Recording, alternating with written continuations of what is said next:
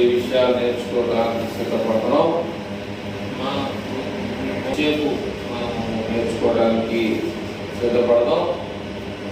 మనం అందరం కూడా చదువుకున్న విషయాల్లో ఈ గ్రంథం దశలోనికలో ఉన్నటువంటి సంఘానికి మరి పౌలు ఇంకా కడమ అపోస్తులు అందరూ కలిసి మంచి విషయాలు తెలియజేశారు.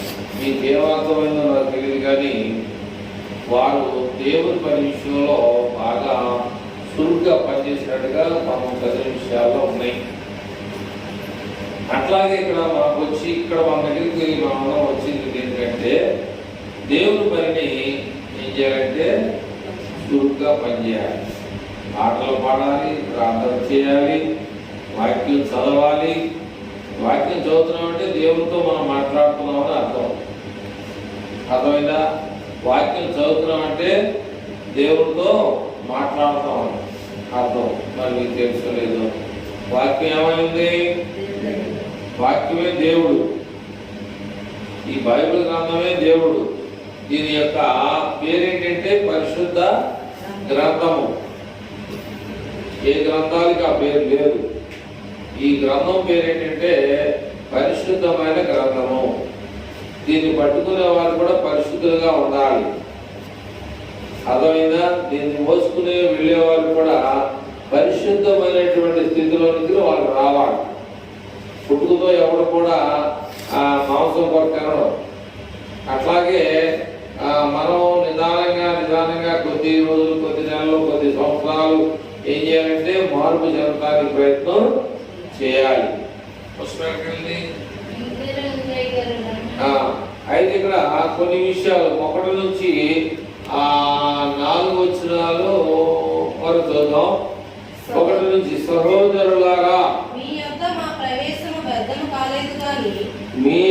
మా ప్రవేశము వ్యర్థము కాలేదు కానీ మీరు ఎరిగినట్టే తెలుసుకున్నట్టే మేము పిలిపి పట్టణంలో ముందుగా శ్రమపడి అవమానము పొంది ఎంతో పోరాటముతో దేవుని సువార్తను మీకు బోధించుటకై మన దేవుని యందు ధైర్యం తెచ్చుకొంటిమని మీకు తెలియను. ఎలయనగా మా బోధ కపటమైనది కాదు. ఇక్కడ జాగ్రత్తగా మనం ఆలోచించాలి. మా బోధ కపటమైనది కాదు, అపవిత్రమైనది కాదు, మోసయుక్తమైనది కాదు గాని సువార్తను మాకు అప్పగించుటకు యోగ్యులమని దేవుని వలన ఎంచబడిన వారమై మనుషులను సంతోషపెట్టువారము కాక మన హృదయములను పరీక్షించు దేవుని సంతోష పెట్టువారమై దేవుని యొక్క వాక్యాన్ని మీకు ప్రకటన చేస్తూ ఉన్నాం. అంటే మనుషులను సంతోషపెట్టడం అంటే ఏంటి? మనుషులను సంతోషపెట్టడం ఏంటి? అనేక మంది వచ్చి దేవుడు మరి మా దగ్గర రండి ఏవో మాయ మాటలు చెప్తా ఉంటాం, ఏవో రకరకాలుగా మిమ్మల్ని నమ్మించి అనేక విషయాలు చెప్పి వారు మిమ్మల్ని ఇబ్బంది పెట్టే పరిస్థితి చేస్తారు. కాబట్టి ఇక్కడ వారు ఏమన్నారంటే చాలా జాగ్రత్తగా మనం వినాలి. ఏలైనగా 3వ వచనం, మా బోధ కపటమైనది కాదు. అపవిత్రము పవిత్రము. అపవిత్రం అంటే ఏంటి? పవిత్రం అంటే ఏంటి? అర్థమైందా? అపవిత్రం అంటే పనికిరాని, పవిత్రమైందంటే మంచిది. కాబట్టి ఇక్కడ ఏమంటారంటే వారు ఏలైనగా మా బోధ కపటమైనది కాదు, అపవిత్రమైనది కూడా కాదు. రెండోది ఏంటంటే మోసయుక్తమైనది కూడా కాదు. కాబట్టి అందుకనే యేసుక్రీస్తు ప్రభువు దగ్గర అనేక మంది ఎందుకు వచ్చారు? శ్రమపడ్డారు దేని కానీ. ఎందుకు ఆయన దగ్గరికి వచ్చారంటే రోగాలు పోగొట్టుకోవడానికి, వ్యాధులు పోగొట్టుకోవడానికి, బాధలు పోగొట్టుకోవడానికి. అంతేగాని వారు నిజమైనటువంటి విశ్వాసంతో వారు దేవుని దగ్గరకు రాలేదు. కనుక వీళ్ళు చెప్పేది ఏంటంటే, మేము చెప్పే బోధ ఏంటంటే మోసమైంది కాదు, అపవిత్రమైనటువంటి బోధ కాదు.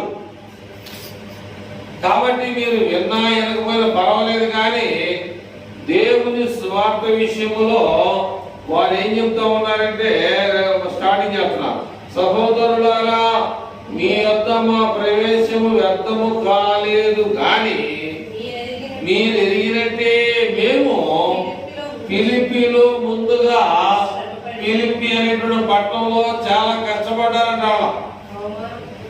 అవమానం పొందారంట అక్కడ. అంటే ఫిలిప్పీ పట్టణస్తులు అని చేర్చుకున్నారో లేదో తెలియదు. ఫిలిప్పీలో ఉన్నటువంటి ఆ పట్టణస్తులు వారు బాధ చేస్తుంటే ఇష్టపడ్డారో లేదో తెలియదు. అదే తెలియదంటే అర్థం ఏంటి, అక్కడ ఫిలిప్పీలో ముందుగా ఏం చేయబడ్డారంటే శ్రమపడ్డారు, తర్వాత అవమానం పొంది ఎంతో పోరాటముతో దేవుని సువార్తను అక్కడ మీకు బోధ చేయాల్సిన అవసరం వచ్చిందనమాట. కనుక మరి చాలా మంది కూడా ఈ దినాల్లో వినేవారు తక్కువైపోతా ఉన్నారు. వినేవారు చాలా మంది తక్కువ అవుతున్నారు, కానీ బాధకులు ఎక్కువైపోతున్నారు. అందుకని దేవుడు ఏమన్నాడు, మీలో అనేకులు బోధకులు కాకుండా ఉండండి అన్నాడు. మీలో అనేకులు బోధకులుగా ఉండొద్దు అన్నాడు.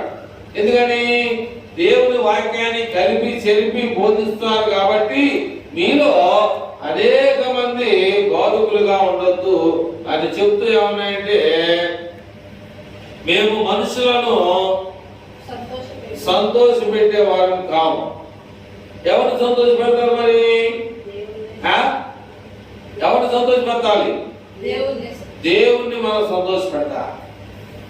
నీకు దీవులు రావాలి అంటే, నువ్వు అనుకున్న కోరిక నెరవేర్చబడాలి అంటే, నువ్వు అనుకున్న కార్యం జరగాలంటే నువ్వేం చేయాలంటే దేవుణ్ణి సంతోషపరచాలి. దేవుణ్ణి సంతోషపడతా మన ఇంటి చుట్టాలు వచ్చారనుకో ఏం చేస్తాం? అన్ని కూడా మన చేతనైన రీతిలో మనకున్న ఓపికలో డబ్బులు లేకపోయినా కూడా కొట్ల దగ్గర అప్పు తెచ్చానా సరే మనం ఏం చేస్తాం? వాళ్ళని సంతోష పెట్టి పంపిస్తాం. మంచిదే కాదట్లా, తప్పట్లా. అంతకన్నా ఎక్కువ సంతోష పెట్టాల్సింది ఎవరిననేది మనకి తెలుస్తుండాలి. చుట్టాలని సంతోషపరచాలి, బంధువుల్ని సంతోషపరచాలి, మంచిదే. కానీ ఏంటంటే అంతకన్నా ఎవరిని మనం సంతోషపరచాలనేటువంటి విషయాల్ని మనం తెలుసుకొని ఆ వాక్యానుసారమైనటువంటి జీవితాన్ని మనం కలిగినటువంటి వారిగా ఉన్నట్లయితే అప్పుడు దేవుడు మన పక్షంగా నిలబడి ఏం చేస్తాడంటే అనేక అద్భుతాలను మేలుని జరిగిస్తాడు. అయితే ఏంటంటే దేవునికి ఏం లేదంటే ఏం లేదు, పక్షపాతం. పక్షపాతం అంటే వేరు, పక్షపాతం అంటే వేరు. కాబట్టి పక్షపాతం అంటే ఏంటంటే నీకు ఇయ్యాలా ఇవ్వకూడదు, ఒకళ్ళు పెట్టి ఒకళ్ళు పెట్టకూడదు అనేది పక్షపాతం. ఒకసారికి భోజనానికి వెళ్ళారంట. వడ్డించేవాడు ఏం చేస్తాడంటే ఆ కూర్చున్న వాళ్ళు ఒకరితో మాట్లాడతాడంట. ఒకరితో మాట్లాడకుండా ఏం చేస్తాడు, ఆ మాట్లాడిన ఒక అన్నం పెట్టలేదంట. అది సరైన విధమా? నీకు మాట్లాడుకున్నప్పుడు ఏం ఇప్పుడు ఇచ్చేయాలి మరి, అంతేగాని అందరం పెట్టి ఒకళ్ళు పెట్టలేదనుకో అది ఏమంటారంటే ఆచాపన అవుతాం అన్నమాట. అది సరైనటువంటి పద్ధతి కాదు. కాబట్టి అందుకని ఈ యొక్క దేవుని యొక్క సువార్త అనేది దేవుడు చెప్పేది ఏంటంటే మార్కు సువార్త 15:16 చూడండి. 16:15 వచ్చినలో మార్కు మార్క్స్ వార్తలో చెప్పాడు. 16వ అధ్యాయం 15వ వచనంలో మరియు చూడండి అక్కడ ఏమన్నాడంటే సర్వలోకం అంటే ఏంటి? అక్కడ ఏ రకమైనటువంటి తేడా లేదు. ఇక్కడ కృష్ణా జిల్లా వెళ్ళండి, ఎన్టీఆర్ జిల్లా వెళ్ళొద్దని ఎక్కడేం లేదు. అక్కడ ఏం చెప్తున్నాయంటే మీరు సర్వలోకానికి వెళ్ళి సర్వ సృష్టి అంటే భూమి మీద ఉన్న పుట్టిన ప్రతి వారికి సువార్తని చెప్పండి. అంటే చెప్పవారికి డ్యూటీ. నమ్మి బాప్తిస్మం పొందినవాడు రక్షింపబడును, నమ్మని వానికి శిక్ష విధింపబడును. ఇక్కడ ఏమంటే ఎవడైతే నమ్ముతాడో వాడి వలన ఈ సూచిక క్రియలు కనబడతాయి. ఏమిటి ఆ సూచిక క్రియలు అంటే నా నామములో మీరు దయ్యాలు వెళ్ళబడతారు, కొత్తగా భాషలు కూడా మీరు చెబుతారు, పాములను కూడా ఎత్తి పైకి ఇదిగో పాముని చూపిస్తారు, మరణకరమైనది ఏది తాగినా వారికి ఏమీ చేయదు. రోగుల మీద చేతులుంచినప్పుడు వారు బాగుపడతారు. కాబట్టి ఇప్పుడున్నటువంటి సేవకుల్లో ఎవరైనా ఈ పని చేయగలరా? రోగుల మీద చేస్తే బాగుపడతారా? పాములను ఎత్తి పట్టుకుంటారా? మరణకరమైనది ఏదైనా తాగితే అతను బతుకుతాడా? అందుకని ఇక్కడ ఏమన్నాయంటే మేము ప్రకటించే సువార్త మోసయుక్తమైనది కాదు. రెండోది ఏమన్నాయంటే మా బోధ కపటమైనది కాదు, మా బోధ అపవిత్రమైనది కాదు. అపోస్తులు చేశారు ఆ పని. ఏం చేశారు? పాముల్ని ఎత్తుపట్టుకున్నారు. మరణకరమైనది ఏది తాగినా వారికి ఏమి హాని జరగల. రోగులను బాగు చేశారు. ఇవాళ మనం చేయవలసింది ఏంటంటే సువార్తని నీకు చెప్పడం. వింటావా వినవా అనేది నీ చేతిలో ఉంది. బోధించడం అనేది దేవుని యొక్క సేవకుల్లో ఉంది. కాబట్టి అందుకని ఏమన్నాయంటే సంవత్సరం అంతా బాగు చేసిన ఒక్క వ్యక్తి కూడా బాప్తిజం పొందలేదంటే ఆ వ్యక్తుల్లో ఏమైనా వాక్యం విన్నారా? వెళ్ళారా? అదవుతుందని చెప్పేది. సంవత్సరం అంతా బాగు చేసి గత జనవరి నుంచి మరలా జనవరి వరకు బాగు చేసినా కూడా ఒక్కరు కూడా బాప్తిజం పొందలేదు అనుకో, అది సరైనటువంటి బాధేనా కాదా? అంటే వాక్యం విన్నారా వినలేదా? బాప్తిజానికి సిద్ధపడలేదంటే బాప్తిజం పొందనవారు పొందిన సంగతి కాదు ఇది. ఇక నీకు ఆల్రెడీ దేవుడు నీకు ఒక ఇస్రాకేసాడు అన్నం పెడతానికి, నీకు దాంతో సంబంధించింది. ఎవరైతే బాప్తిజం పొందలేదో సంవత్సరం అంతా వాక్యాన్ని కూడా మరి బాప్తిజానికి సిద్ధపడలేదంటే అర్థం ఏంటి? తీసుకోవచ్చానా? తీసుకోకూడదనా? అసలు తీసుకోవాలా? తీసుకోకూడదా అని ఏంటి అనేటువంటి విషయాలకు వస్తే ఇక్కడ మేము ఫిలిప్పీలో చాలా కష్టపడ్డాం. ఫిలిప్పీ అనేటువంటి ప్రాంతంలో ఆ పట్టణంలో మేము చాలా ఇబ్బందులకి ఏమయ్యాం, గురయ్యాం. కానీ దశలోనుకున్నటువంటి వారు మాత్రం మమ్మల్ని ఆదరించారు. మమ్మల్ని నేను చెప్పిన విషయాలు వారు హృదయంలోనికి తెచ్చుకున్నారు అనేటువంటి విషయాలు, వారు చెప్తున్నటువంటి విషయాలు నేను చెప్తున్నా. నేను చెప్తే మీరు వినటం కాదు. ఈ బైబిల్ గ్రంథం ఏం చెప్తుందో అది మీరు వినాలి. అర్థమైందా? ఇప్పుడు 5 సంవత్సరాలు పిల్లడు పుట్టినప్పుడు అంటే ఉన్నాడు, 5 సంవత్సరాలు కూడా అంటున్నాడు అనుకో, ఏమనుకుంటారు? ఏమనుకుంటారు?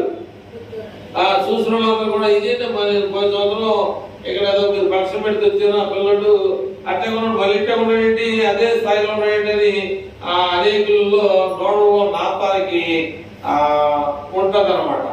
కానీ చేయాలంటే ఎదగాలి. పోయిన సంవత్సరం ఒకటో తరగతి అయితే మళ్ళీ ఒకటో చదువుతా.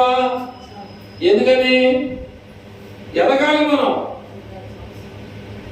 వాక్యంలో ఎదగాలి, చదువులు ఎదగాలి, పనులు ఎదగాలి, బైబిల్ గ్రంథంలో ఎదగాలి, సమాజంలో సంఘంలో ఏమై ఉండాలి? మనం ప్రత్యేకించబడిన ప్రజలు. మనం ఏ ప్రజలు?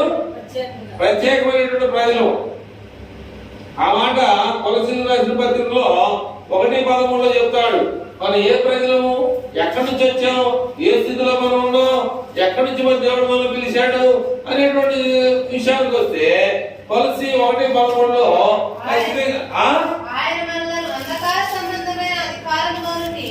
అంధకారం అంటే ఏంటి? అంధకారం అంటే ఏంటంటే చీకటి లోయ. అంధకారంలో ఉంటుంది, గట్టుల్లో, లోయల్లో, ఎవరో తిరగనటువంటి చోట్లలో ఎవరో తిరగట్లా. ఎవరు తిరగకపోతే అక్కడ ఏముంటది? ఎవరు తిరగకపోతే అక్కడ ఏముంటది చెప్పండి? పాములు చేస్తాయి, జంతువులు చేస్తాయి, అనేకమైన పక్షులు, తర్వాత ఏమంటారు కబోతి పక్షులు, పెట్టులు, తర్వాత గద్దలు, ఇవన్నీ కూడా ఎవ్వరూ ఉండలేటువంటి చోట్ల అట్లా ఏమంటారంటే అంధకారం. అంధకారంగా ఉంది, కనపట్ల చీకట్లో. అది ఎక్కడ పడింది అని మాటకొస్తే, నాకు చిన్న వయసులో మనకి వీధి లైట్లు ఉండేవి కాదు, కరెంటు స్తంభాలు ఉండేవి కానీ చిన్న గుడ్లు లైట్లు ఉండి వేసినప్పుడు ఏంటంటే పావల పోయిందనుకో, ఎక్కడ పోయిందని చెప్పేసి ఆడిని ఏర్పడతారు అన్నమాట. ఎందుకంటే పావల 10 పైసలు దొరకనేటువంటి రోజులై. ఇక రూపాయి అయితే ఎవరు తీసుకోవట్లా, రూపాయికి విలువ లేదు ఇప్పుడు. మా టైంలో రూపాయికి వాల్యూ ఉంది. పావలా పోతే దాన్ని గెలికి దొరికినా కూడా వచ్చిందాక దొరికిందాక వదిలిపెట్టాడు కాదు. ఎందుకని? ఒక 5 పైసలకి 5 జీడీలు వస్తాయి. 25 పైసలు అంటే 25 × 5 ఎంత?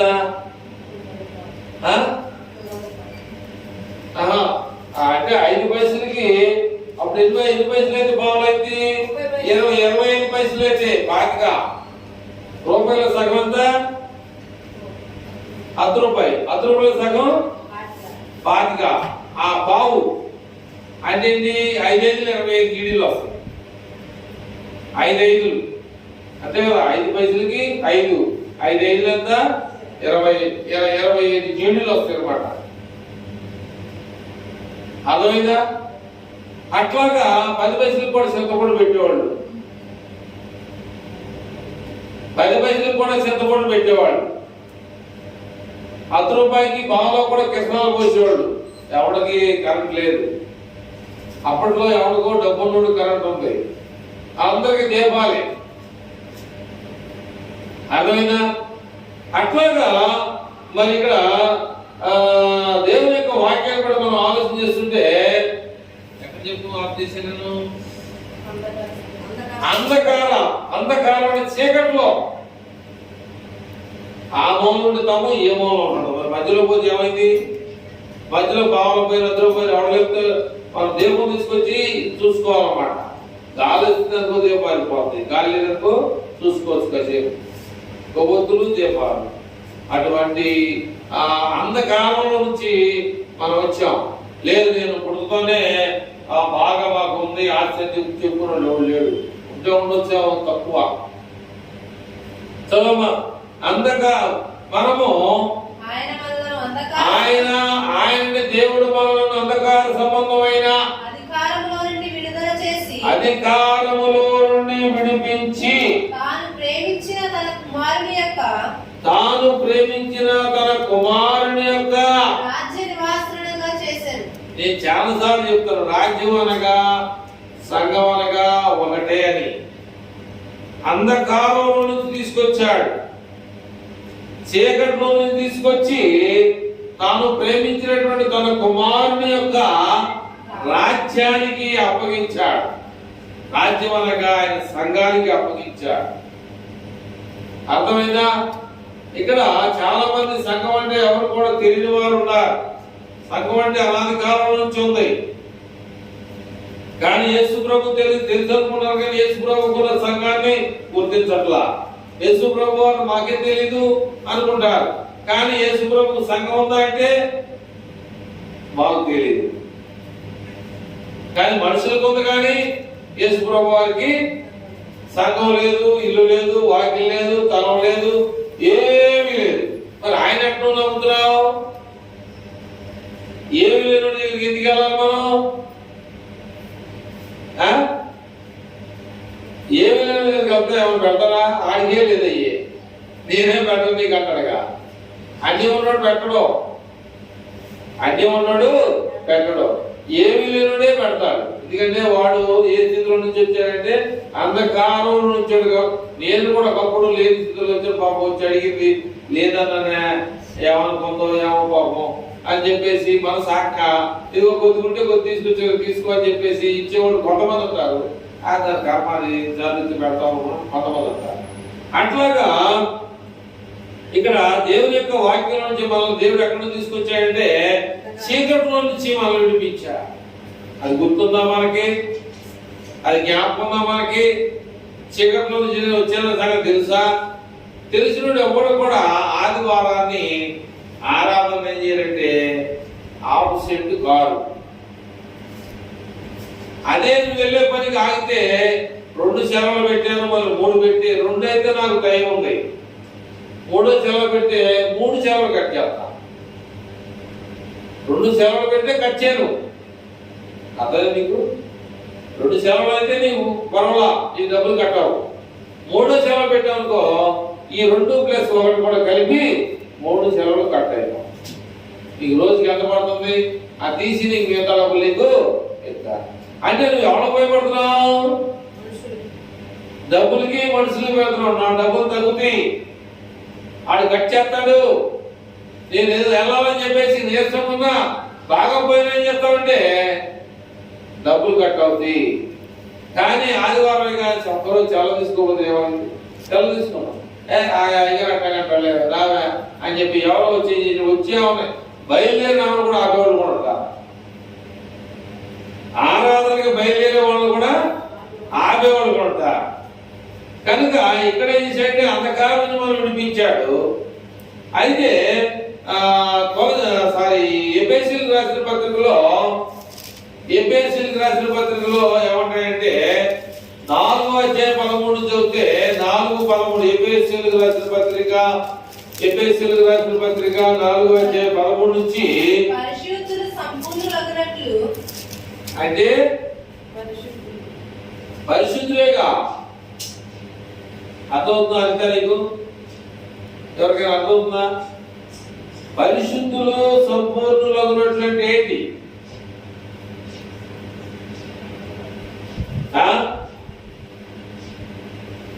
పరిశుద్ధులు సంపూర్ణులగునట్లంటే ఏంటి? సరే చెప్తాను. అయితే నేను రాగి పిండి తాగుతా, కొట్టు దగ్గర నుంచి తీసుకొచ్చి లూజ్ కాదు ప్యాకింగ్ అన్నమాట. అది రాగుల పిండి అని మనకి తెలుసు. ఏం చేస్తాం? కట్ చేసి ఓపెన్ చేస్తాం, తర్వాత ఏం చేస్తాం? ఏ రాగి పిండి అని తెలుసుగా, ఏం చేయాలి? అప్పుడు దానికి అర్థం ఏంటంటే రాగి పిండే, కానీ దాంట్లో మట్టి మశానము బూజు ఏమన్నా చిన్న చిన్న ఏంటి తాడు కట్టదు తెలుసా? తాడు కట్టేటప్పుడు చిన్న పీసులు ఆ ఫ్యాక్టరీలోకి వెళ్తా ఉంటాయి, అన్ని చోట్ల పడుతుంది బియ్యంలో. కానీ అట్లాగే రాగి పిండే ఎందుకు అనేస్తున్నాం? ఇంకా మంచిగా ఉండాలి. అందుకని పరిశుద్ధులే అదొద్దా ఏమవ్వాలి? సంపూర్ణులగునట్లు క్రీస్తు శరీరము క్షేమాభివృద్ధి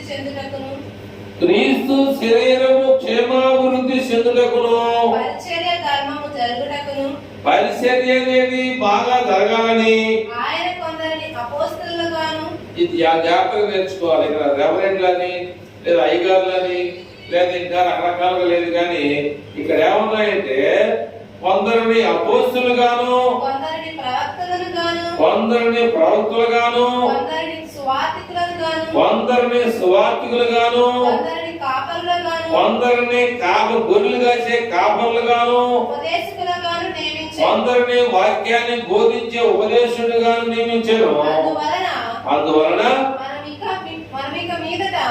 మనం ఇక మీదట పసిపిల్లలమై ఉండి మనం పసిపిల్లలమై ఉండి మనుషుల మాయోపాయముల చేత వంచనతోను, మనుషుల యొక్క మాయోపాయముల చేతను వంచనతోను, తప్పు మార్గములకు లాగు కుయుక్తితోను, తప్పు మార్గములకు లాగు కుయుక్తితోను, గాలికి కొట్టుకొని పోవునట్లు, గాలికి కొట్టుకొని పోయే పొట్టులాగా ఉన్నట్లును, కల్పింపబడిన ప్రతి ఉపదేశమును ఇటు అటు కొట్టుకొని పోవచ్చు, అలల చేత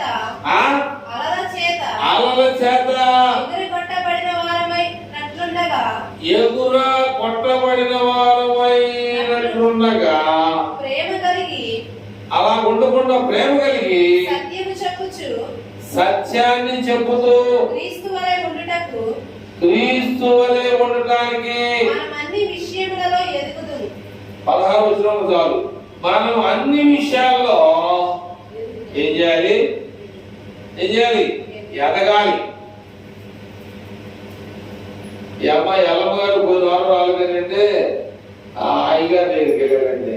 ఆయన మళ్ళీ ఏమన్నా అనుకుంటాడని ఒక వారం మీ దగ్గరికి, ఒక వారం అయ్యగారి దగ్గరికి అని. దానికి అర్థం ఏంటి?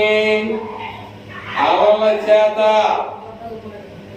చదువు ఒకసారి. అటు ఇటు అంటే అలల చేత చదివితే అటు, అటు చదివితే ఇటు. చదువు.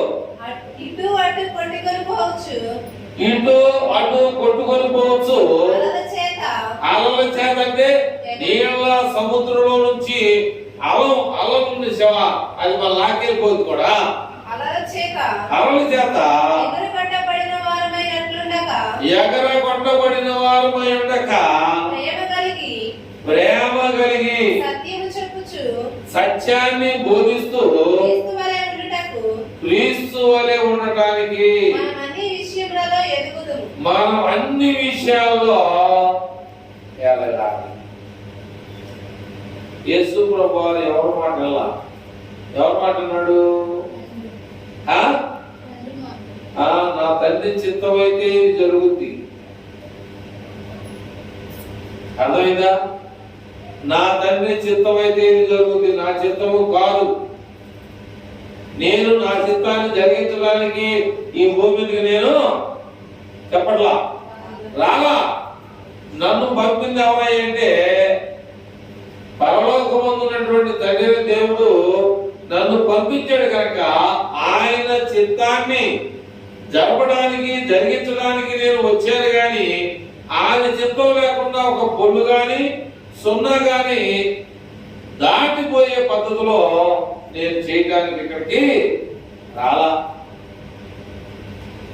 కనుక ఇక్కడ దేవుడు ఏం చేశాడంటే పరిశుద్ధులు ఏమవ్వాలి? సంపూర్ణలో జల్లిని పట్టాలి. అర్థమైనా? పరిశుద్ధులు ఏమవ్వాలంటే జల్లిని పట్టాలి. నలకలు ఉన్నాయా?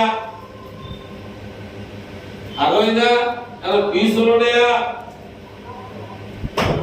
మీకు చెప్పే చేస్తారు. యేసు ప్రభువారు మీరు నా దగ్గర 3-4 సంవత్సరాలు ఉన్నారు కనుక, నేను పిలిస్తే పలికారు కనుక, నేను రమ్మంటే వచ్చారు కనుక, నేను చెప్పిన పనులన్నింటిలో కష్టాల్లో, సుఖాల్లో, బాధల్లో, ఇరుకుల్లో, ఇబ్బందుల్లో, భోజన సమయంలో అనేకమైనటువంటి పరిస్థితుల్లో మీరు నా మాట విన్నారు కనుక నా చివరి కోరిక ఏంటంటే మీ పాదములను కడగాలని చెప్పేసి నేను కోరుకుంటున్నానని చెప్పేసి యేసు ప్రభువారు ఏం చేశాడంటే 12 మంది శిష్యులు పాదాలని కడిగాడు. పేతురు ఏమన్నాడు తెలుసా? నీ రొట్టెలు తిన్నావు, నీ భోజనం తిన్నావు, నువ్వు ఎక్కడ ఉండమంటే అక్కడ ఉన్నావు, ఇవన్నీ చేసావు. మాకు అన్ని సప్లై చేసింది కాకుండా నీ చేత మేము కడిగించుకునేటువంటి స్థితిలో వస్తున్నాం అంటే మేము అంత దౌర్భాగ్యం అని చెప్పేసి ఆ పేతురు లోక సంబంధమైనటువంటి జ్ఞానంతో మాట్లాడాడు. ఏమన్నాయంటే, అయ్యా నువ్వు మాకు చాలా ఆదరించావు, మమ్మల్ని చాలా అన్ని విషయాల్లో ఏది తక్కువ లేకుండా చేసావు కనుక అదే ఒక అధికారిగా, ఆ పై అధికారిగా ఆయన గౌరవించాడు. అయితే యేసు ప్రభువు ఏమన్నాడంటే, నేను నిన్ను కడగకపోతే నిన్ను జల్లిని పట్టకపోతే నరకం నీలో ఉండిపోతాయి. అయితే అప్పుడు ఏమన్నాడు పేతురు, అయ్యా నన్ను నడినెత్తు నుండి అరికాలం వరకు ఖాళీ లేకుండా కడుగన్నాడు. ఎక్కడ కొద్ది కూడా కొంతమంది నీళ్ళు పోసుకుంటే పాదాలు తడవు, కొంతమంది నీళ్ళు పోసుకుంటే ఈపు తడవు. జాగ్రత్తగా మనం శుభ్రంగా ఉంటారు. చాలా మంది శుభ్రంగా ఉంటారు, అందంగా ఉంటారు, కానీ వారిలో మార్పు ఉండదు. వారిలో మార్పు కావాలి. నన్ను శుభ్రంగా నడి నెత్తు నుండి అరికాలు వరకు ఎక్కడా కూడా ఖాళీ లేకుండా శుభ్రంగా కడుగని చెప్పేసి అడిగినటువంటి వ్యక్తి ఎవరంటే పేతురు అన్నమాట. ఆ పేతురికే దేవుడు ఏం చేశాడు తెలుసా మీకు? ఆ పేతురికి ఏం చేశాడు దేవుడు? ఓకే, మంచిది, నీకు వందనాలు. పాతాళ లోకపు ద్వారపు తలుపులు తాళాలని నీకు ఇస్తా.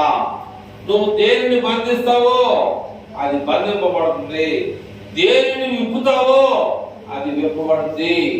భూలోకంలో ఎప్పునా సరే, పరలోకంలో ఎప్పునా సరే.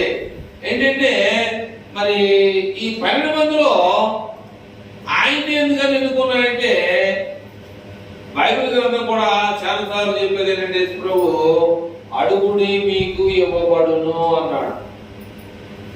అర్థవుతుందా? ఆయన చాలా సార్లు ఎదురు ప్రశ్నలు వేశాడు. అడిగితే తప్పొద్దాము, అయ్యగారా మనకి ఎంత బతపడడం ఇబ్బంది ఏముందో, ఏదైనా మీకు అర్థం కానప్పుడు అడగాలి. అంతేగాని గుంపులో గోవిందలాగా ఏదో చెప్పేసి వెళ్ళిపోతాం, వారం అవుతుంది మళ్ళీ వచ్చేస్తున్నాం, అది కాదు. మీరు అడగాలి. ఎక్కడికి వెళ్తున్నాం, ఏం చేస్తున్నాం, ఏం తిన్నాం, ఏం తాగుతున్నాం అని మీరు చెప్పే విషయాలు మీరు ఏం చేయాలంటే అడగాలి. అడుగుతున్నారు మీరు ఏమవుతారంటే ఎదుగుతారు. అడగపోయారనుకో మీకేం తెలియదు. ఆయన అదే అడిగాడు, అయ్యా నువ్వు నీ దగ్గర తిని నీ దగ్గర పుట్టి పేరు లాగా ఉన్నాము, నువ్వు మా బాధలు కడిగే అంతటి వాళ్ళం మేము అని అన్నప్పుడు నిన్ను కడగకపోతే నువ్వు బాగుపడవు. పరిశుద్ధులు సంపూర్ణులు అవ్వకపోతే వారు పరలోకానికి వెళ్ళరు.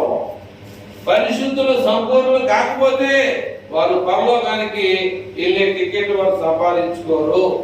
జాగ్రత్తగా మనం వినకపోతే మనమే ఇబ్బంది పడతాం. అక్కడ ఒక పాయింట్ ఉంది, దాన్ని మీరు ఎవరు క్యాచ్ చేస్తారో ఖచ్చితంగా క్యాచ్ చేయకపోతే మీరు ఇంకా దేవుని వాక్యం వినలేదని నేను అనుకుంటా. అదే ఎఫెసీయులకు రాసిన పత్రికలో ఒక పాయింట్ మిమ్మల్ని అడగాలనుకుంటున్నాను. మీరు ఖచ్చితంగా క్యాచ్ చేసి నాకు చెప్పాలి. అక్కడ చదువు మళ్ళీ 13 నుంచి. పరిశుద్ధులు సంపూర్ణులగునట్లు క్రీస్తు శరీరము క్షేమాభివృద్ధి చెందుటకును. క్రీస్తు శరీరము క్షేమాభివృద్ధి చెందటం అంటే ఏంటి? క్రీస్తు శరీరము క్షేమాభివృద్ధి చెందటం అంటే ఏంటి? ఏంటి సంఘం? మీరు ఒత్తు కాదు, ఒత్తి ఎంత ఏదో పట్టుకెళ్ళాలి. అబ్రహాం దగ్గరికి 3 వచ్చారు, మంచి ఆహారం పెట్టాడు. మంచి ఆహారం పెట్టి ఎంత ఏమన్నాయంటే, ఈ లోకంలో నీ భార్య గొడ్రాలుగా ఉండదు అని అనలేదు. కానీ మీదకి వచ్చినప్పుడు నీ భార్య గర్భవతి కుమారుని కట్టది అన్నాడు. అట్లా మీరు ఇక్కడ రావడం కాదు, మీరు వచ్చి ఏదో ఒకటి దేవుని ఆశీర్వాదం తీసుకెళ్ళాలి. అర్థమవుతుందా? మీరు వచ్చి ఇక్కడికి వచ్చి అక్కడ ఏం చెప్పారంటే పరిశుద్ధులు ఏమవ్వాలి, సంపూర్ణులు అవ్వాలి. క్రీస్తు శరీరం అనబడే సంఘము ఏమవ్వాలి, అభివృద్ధి చెందాలి. సంఘం అంటే ఎవరు? మనమే. సంఘం అంటే ఎవరు అనుకున్నారు మీరు? మనమే. అందుకనే ఎఫెసీయులకు రాసిన పత్రికలో నువ్వు ఉంటావు కదా, 5:23 ఏమన్నాడు? 5:23 ఎఫెసీ పత్రికలో ఏమన్నాడంటే క్రీస్తు సంఘమునకు శిరస్సయ్యున్నలాగున, క్రీస్తు సంఘమునకు శిరస్సయ్యున్నలాగున, పురుషుడు భార్యకు శిరస్సయ్యున్న, పురుషుడు భార్యకి. నీకు అక్కడ ఆన్సర్ వచ్చేసింది. పరిశుద్ధులు సంపూర్ణులైనట్లు క్రీస్తు శరీరము క్షేమాభివృద్ధి చెందినట్లు అంటే అక్కడ ఏమన్నాయంటే 5:23 క్రీస్తు సంఘానికి ఏమై ఉన్నాయంటే శిరస్సు అయి ఉన్నాడు. పురుషుడు ఏమై ఉన్నాయంటే స్త్రీకి, భార్యకి ఏమై ఉన్నాయంటే శిరస్సు అయి ఉన్నాడు. ఇక నేనేం చెప్పలేదు. పరిశుద్ధులు సంపూర్ణులు అవడానికి ఏం చేశాడంటే కొంతమందిని అపోస్తులుగా ఏర్పాటు చేసుకున్నాడు, కొంతమంది సువార్తికులుగా ఏర్పాటు చేసుకున్నాడు, కొంతమందిని అపోస్తులుగాను, ప్రవక్తలుగాను, ఉపదేశకులుగాను, కాపరులుగా మీరందరూ ఉండాలి. సంఘ క్షేమాభివృద్ధి కొరకు. సంఘం క్షేమాభివృద్ధి చెందాలి అంటే సేవకులు కావాలి. సంఘం విస్తరించాలి అంటే బోధకులు కావాలి. సంఘం పరలోక పట్టణానికి వెళ్ళాలంటే ప్రవక్తలు, సువార్తికులు. మీరు ఎవరైనా విన్నారా అమ్మా? సువార్తికులని ఎక్కడన్నా మీరు విన్నారా? విన్నారా? ఒక క్రీస్తు సంఘంలోనే ఉంటుంది, ఇంకెక్కడ ఉండదు. అర్థమైందా? ఒక క్రీస్తు సంఘంలో తప్ప ఇంకెవరు కూడా దాన్ని యాక్సెప్ట్ చేసుకోరు. అర్థమైందా? కనుక సువార్తికులు అనేటువంటి విషయానికి వస్తే దేవుని వాక్యం ఉన్నటువంటి విషయాలు కూడా మనం చాలా జాగ్రత్తగా మనం ఆలోచన చేయకపోతే మనమే నష్టపోయే పరిస్థితి అవుతుంది. దేవుని వాక్యాన్ని సరిగ్గా చిన్న భిన్నం చేసుకొని విధి విన్నట్టుగా సమయాన్ని బట్టి మనం ఏం చేస్తామంటే అంతవరకు ముగించుకునేటువంటి పరిస్థితి అవుతుంది అన్నమాట. సమయాన్ని, టయాన్ని వృధా చేసుకోవడం కాదు. దేవుని వాక్యాన్ని కూడా ఉన్నది ఉన్నట్టుగా వినాలి, ఉన్నది ఉన్నట్టుగా మరి నేర్చుకోవాలి. నీ చేతనంత వరకు ఇతరులకు కూడా ఏం చేయాలి? బోధ చేయగలిగేటువంటి స్థితిని కలిగి ఉండాలి. బోధకులుగా మీరు తయారవ్వాలి. మీకు అంతా తెలిసినట్టుగా ఉండాలి. ఎప్పుడు నేర్చుకునేటట్టుగా ఉండకూడదు. మనం కూడా టీచర్గా ఉండాలి. ఎందుకు ఉండకూడదు? మనం టీచర్గా ఉండకూడదా? కాబట్టి ఆ విధానంలో మనం ముందుకు పోవాలని, ముందుకు వెళ్ళాలని ప్రభు పేరుతో మీకు తెలియజేస్తూ ఈ దశలోనిగా ఉన్నటువంటి పత్రికలో కొద్ది మాట మనం నేర్చుకొని మనం ముందుకు వెళ్ళిపోవడానికి ప్రయాసపడదాం. ఎన్ని 6 అమ్మా? 5 మొదటి దశలోనికలకు రాసిన పత్రిక 4 చదువు. 5 చదువు ముందుకు వెళ్ళిపోదాం. మేము ఇచ్చకపు మాటలను మీరెరిగినట్టు మేము ఇచ్చకపు మాటలను, ధనాపేక్షను కప్పిపెట్టు వేషములైనను ఎన్నడూ మీకు చెప్పలేదు. ఇందుకు దేవుడే మా మధ్యలో ఉన్నాడా? మరియు మేము క్రీస్తు యొక్క అపోస్తలులమై ఉండగా ఉన్నందున ఎందుకంటే మేము దేవునితో కష్టంగా, నష్టంగా అయినా, బాధ అయినా నిక్కచ్చిగా ఉన్నాం కనుక సమర్థమైన ఉన్నటువంటి మీ వలననే గాని, ఇతరుల వలననే గాని మనుషులు మమ్మల్ని పొగడాలని మేము ఆశపడలేదు. లేదు. అయితే స్తన్యమిచ్చు తల్లి తన సొంత బిడ్డలను చూడండి, పాలిచ్చేటువంటి తన తల్లి ఏ రీతిగా తన బిడ్డను ఏ రకంగా జాగ్రత్తగా కాపాడుకుంటుందో, మేము మీ మధ్యలో సాధువులమై ఉంటిమి. మేము మీ మధ్యలో భయంతోనూ మా వడుగుతో ఉన్నట్టుగా, సాధువుడు అంటే మాట్లాడేటువంటి అట్లా ఉన్నాము. మీరు మాకు బహు ప్రియులై ఇంటిని కనుక, మీరు మాకు మంచి ప్రేమ చూపే వారికి ఉన్నారు కనుక, మీ యందు విశేషాపేక్ష గలవారమై, మీ యందు విశేషాపేక్ష గలవారై, దేవుని సువార్తను మాత్రము గాక, దేవుని సువార్త మాత్రమే కాక, మా ప్రాణములను కూడా మీకు ఇచ్చుటకు సిద్ధపడి ఉంటిమి. గొప్ప ఎంత ఇదిగా చెప్తా ఉన్నారు. మా ప్రాణములను ఇచ్చడానికి ఇవ్వడానికి కూడా మేము సిద్ధపడతా ఉన్నాము. అవును సహోదరులారా, మా ప్రయాసమును కష్టాన్ని మీకు జ్ఞాపకమున్నది కదా. మీకు తెలుసు కదా, మేము మీలో ఎవరికైనాను భారముగా ఉండకూడదని రాత్రి అనగా పగలనగా కష్టము చేసి జీవనోపాధి అంటే కష్టపడే పని డబ్బులు తెచ్చుకుని జీవనోపాధి చేస్తూ మీకు దేవుని సువార్తను ప్రకటించింది.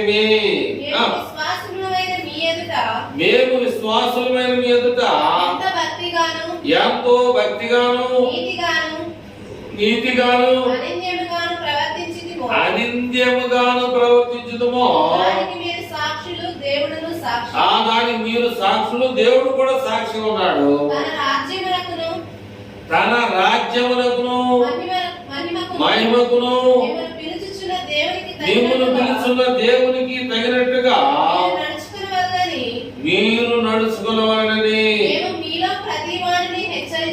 మేము మీలో ప్రతి వారిని హెచ్చరించుచు ధైర్యపరుస్తూ సాక్ష్యమిచ్చుచు తండ్రి తన బిడ్డల నడుచుకున్న రీతిగా మీలో ప్రతి వాని ఎడల మేము నడుచుకున్నామన్న సంగతి మీకు తెలియదు. ఇక్కడ ఒక విషయాన్ని తెలియజేసి ఆ దేవుని మాటలు ముగించాలని ఆశ కలిగి ఉన్నా. ఏమిటి ఆ మాట అంటే, ఒకసారి చూద్దామా.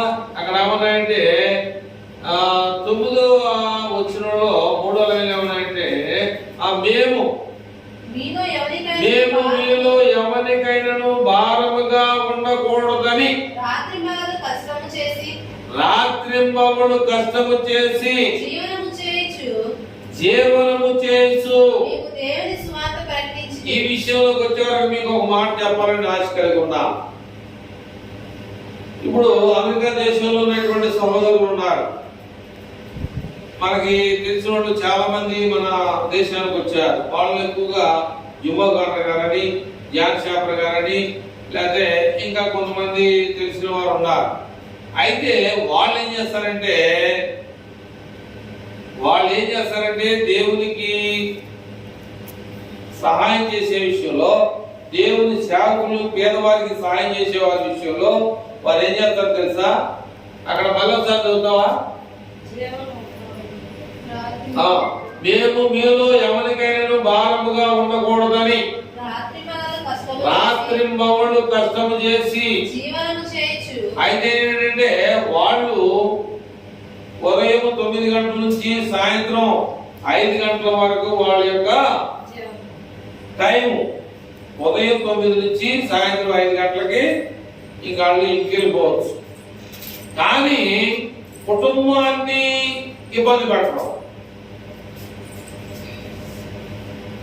దాతృత్వాన్ని ఇబ్బంది పెట్టడం. దాతృత్వం అంటే ఏంటి చెప్తారా?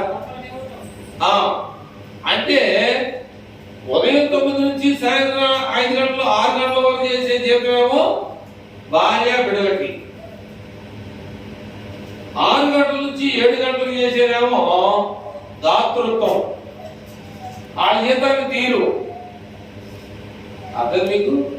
వాళ్ళ కష్టాన్ని వారి భార్య పిల్లలు అందుగారంటాడు 108వ అధ్యాయంలో ఏమంటాయంటే, నీ పిల్లలు ఒలివల మొక్కల వలె ఉందరు, తన కష్టం తన పిల్లలు భార్య శుభ్రంగా తింటారని ఉంటుంది అక్కడ. అందుకని ఉదయం 9 గంటల నుంచి 6 గంటల వరకు ఆయన కుటుంబానికి ఆ జీతాన్ని ఇస్తారు. 6 గంటల నుంచి 7 దాకా చేసే గంట డ్యూటీ దాన్ని ఓటీ డ్యూటీని ఏం చెప్తాయంటే, ఎవరికైనా దానం ధర్మం ఇయ్యాలంటే కష్టపడి 1 గంట కష్టపడితే నెలకి 8 గంటలు అవుతాయి. నెలకి 8 గంటలు అవుతాయి, 30 గంటలు అవుతాయి. ఇప్పుడు గంటకు 5 రూపాయలు 10 రూపాయలు అనుకోండి, అప్పుడు ఎన్ని డబ్బులు అవుతాయి? 30 బదులంతా 300 రూపాయలు. ఆ 300 రూపాయలు ఒకరికి ఉచితంగా ఇచ్చేస్తాం అన్నమాట. ఈ 6 గంటలుగా ఉదయం 9 నుంచి 6 గంటల వరకు చేసే డబ్బుల్ని మన కుటుంబానికి బిడ్డలకి సమృద్ధి అయినటువంటి కుటుంబంగా ఉంచుకోవడానికి చేసేటువంటి ఆ కష్టం అన్నమాట. అది వాళ్ళ దేశంలో నేర్చుకున్నటువంటి పద్ధతి అన్నమాట. అది అర్థమైందా? అవసరమైతే వాళ్ళకి ఇవ్వాలంటే 1 గంట 2 గంటలు పనిచేసి ఇస్తారు, కానీ కుటుంబాన్ని ఇబ్బంది పెడతారు. కొంతమంది కుటుంబాల్లో ఇబ్బందులు ఉంటాయి, కొంతమంది కుటుంబాల్లో డబ్బులు లేకుండా ఉంటారు. మన ఇండియాలో ఆంధ్రాలో కానీ అనేక చోట్ల కానీ వాళ్ళకి అలాంటి పరిస్థితి కాదు. డ్యూటీయే. ఎవరికైనా ఇవ్వాలంటే ఎక్స్ట్రా పని చేస్తారు. ఒళ్ళు కష్టపెట్టి ఒళ్ళుని పనిచేసి ఏం చేస్తారంటే, ఇతరులకి దేవునికి ఇవ్వాలా, పేదోడికి ఇవ్వాలా, ఎవరికి ఇవ్వాలి, ఏ రకం ఇవ్వాలనేది వాళ్ళ యొక్క పుట్టుకతో వచ్చినటువంటి విద్య. వాళ్ళ పుట్టకే వాళ్ళని నేర్చుకున్నటువంటి చిన్నప్పటి నుంచి ఆ పెట్టినటువంటి విద్య అన్నమాట. మధ్యలో వచ్చింది కాదు. ఒకసారి నేను జిమ్మకర్ణ గారు, నేను ఇంకా సుదర్శన గారు అని చెప్పేసి తెలుగులో తర్జుమా చేసినటువంటి ఒంగోలు వెళ్ళాం. ఒంగోలు వాటర్లో ఉన్నప్పుడు ఆయన దొడ్లోకి వెళ్ళాడు జిమ్మకర్ణ గారు. ఆయన వచ్చే లోపల ఆయన బెడ్ మీద ఉన్నటువంటి దుప్పటి మడితేస్తే నా మీదకి వచ్చి సీరియస్ అయిపోయాడు అన్నమాట. ఆయన ఇంగ్లీష్లో ఏమంటాడు నాకు తెలియదు. ఎప్పుడు కూడా నా పని నువ్వు చేయొద్దు, నీ పని నువ్వు చేసుకోవాలని చెప్పేసి నా మీద సీరియస్ అయ్యాడన్నమాట. అందుకనే మన దేశంలోనేమో ఇప్పుడు పని చేయించుకుంటాం, వాళ్ళ దేశంలోనేమో ఆడ పని వాళ్ళే చేసుకుంటాం. ఒకరిని వాడుకున్నాడు, మాటేసి దుప్పటి మాటేసినందుకు నా మీద సీరియస్ అయ్యి ఇంగ్లీష్లో ఇది మాట్లాడితే ఆయన ఏమన్నాడు తెలుగులోనే, అరే బాబు ఆయన కరెంట్ నువ్వు చేయబాకరా, ఆయన ఊరుకోవడం అని చెప్పేసి నాకు తర్వాత తెలుగులో చెప్తున్నాను. అంటే మనం అమెరికా చాలా మంది ఏమంటారు చదువుకొని, ఎందుకని ఇక్కడ లేదా? లేదు. ఎందుకంటే రూల్స్ అండ్ రెగ్యులేషన్ ఇక్కడ పాటించరు. ఇక్కడ రూల్స్ అండ్ రెగ్యులేషన్ పాటించరు. అక్కడ నియమం ఉంది, నిబంధనలు ఉన్నాయి అన్నమాట. అది అభివృద్ధి చెందినటువంటి దేశంగా పిలువబడింది అనమాట. మనం ఎక్కడి నుంచి వచ్చాం? అంధకారం నుంచి వచ్చాం. వాళ్ళు పుట్టుకతోనే ఉన్నవాళ్ళు. అది మనం సంపాదించుకోమని దేవుడు చెప్తున్నాడు. సంపాదించుకోవో అది నీ ఇష్టం. అంధకారంలో ఉండాలని ఉండు. లేదు నేను వెలుగులోకి దేవుని దగ్గరికి వచ్చానంటావా, రా. లేదు నీ ఇష్టం. నా ఇష్టంగా ఉంటానని ఉంటే ఉండదు. మన దేశంలో అట్లా ఉండదు. అక్కడ అంటగా వాళ్ళ పుట్టుకతోనే ధనవంతులు. కారణం ఏంటంటే వాడు దేవుని యొక్క నియమాన్ని ఖచ్చితమైనటువంటి విధానంలో వారు ఏం చేస్తారంటే అనుసరిస్తారు, పాటిస్తారు. కాబట్టి అది అభివృద్ధి చెందినటువంటి దేశంగా పిలువబడింది అనమాట. కళ్ళు మూసుకొని ప్రార్థన చేసుకుందాం.